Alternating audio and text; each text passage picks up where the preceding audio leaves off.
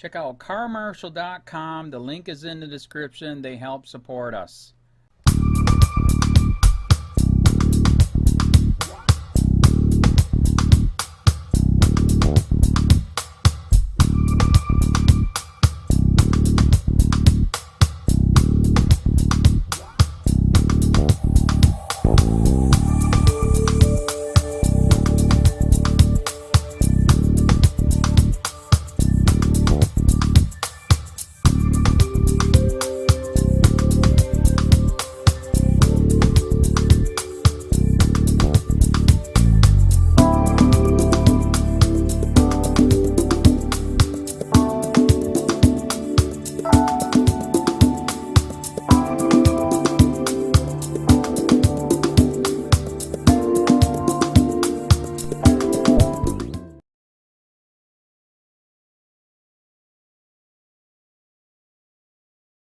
MAGA is failing, the police state is getting worse, roundups, checkpoints, biometric IDs. Constitutional attorney shows how all presidents are the same and the police state is marching on in spite of some supposed MAGA movement. By the Free Thought Project, January 25, 2018. Try, here in America, things are getting worse not better as the nation inches ever closer towards totalitarianism, that goose-stepping form of tyranny in which the government has all of the power and we the people have none. Take what happened recently in Fort Lauderdale, Florida. On Friday, January 19, 2018, immigration agents boarded a Greyhound bus heading to downtown Miami from Orlando and demanded that all passengers provide proof of residence or citizenship. One grandmother, traveling by bus to meet her granddaughter for the first time, was arrested and taken off the bus when she couldn't provide proof of residency. This is a new occurrence. A year ago, passengers arriving in New York's JFK Airport on a domestic flight from San Francisco were ordered to show their documents to Border Patrol agents in order to get off the plane. With the government empowered to carry out transportation checks to question people about their immigration status within a 100-mile border zone that wraps around the country, you're going to see a rise in these show your papers incidents. That's a problem, and I'll tell you why. Advertisement.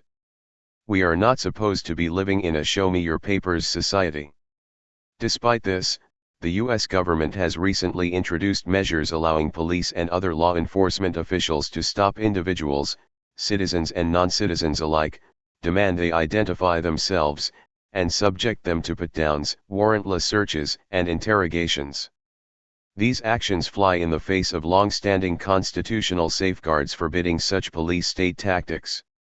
Set aside the debate over illegal immigration for a moment and think long and hard about what it means when government agents start demanding that people show their papers on penalty of arrest. The problem with allowing government agents to demand identification from anyone they suspect might be an illegal immigrant, the current scheme being employed by the Trump administration to ferret out and cleanse the country of illegal immigrants, is that it lays the groundwork for a society in which you are required to identify yourself to any government worker who demands it. Such tactics quickly lead one down a slippery slope that ends with government agents empowered to subject anyone, citizen and non-citizen alike, to increasingly intrusive demands that they prove not only that they are legally in the country, but also that they are in compliance with every statute and regulation on the books. This flies in the face of the provisions of the Fourth Amendment, which protects the American people from undue government interference with their movement and from baseless interrogation about their identities or activities. The Rutherford Institute has issued a constitutional Q&A on the legality of stop and ID procedures that provides some guidance on one's rights if stopped and asked by police to show identification. Unfortunately, even with legal protections on the books, it's becoming increasingly difficult for the average American to avoid falling in line with the national identification system. We're almost at that point already. Passed by Congress in 2005 and scheduled to take effect nationwide by October 2020, the REAL ID Act, which imposes federal standards on identity documents such as state driver's licenses, is the prelude to this national identification system. Fast forward to the Trump administration's war on illegal immigration, and you have the perfect storm necessary for the adoption of a national ID card, the ultimate human tracking device, which would make the police state's task of monitoring, tracking and singling out individual suspects, citizen and non-citizen alike, far simpler. Americans have always resisted adopting a national ID card for good reason. It gives the government and its agents the ultimate power to target, track and terrorize the populace according to the government's own nefarious purposes. You see, it's a short hop, skip and a jump from allowing government agents to stop and demand identification from someone suspected of being an illegal immigrant to empowering government agents to subject anyone, citizen and non-citizen alike, to increasingly intrusive demands that they prove not only that they are legally in the country, but that they are also lawful, in compliance with every statute and regulation on the books, and not suspected of having committed some crime or other. It's no longer a matter of if, but when.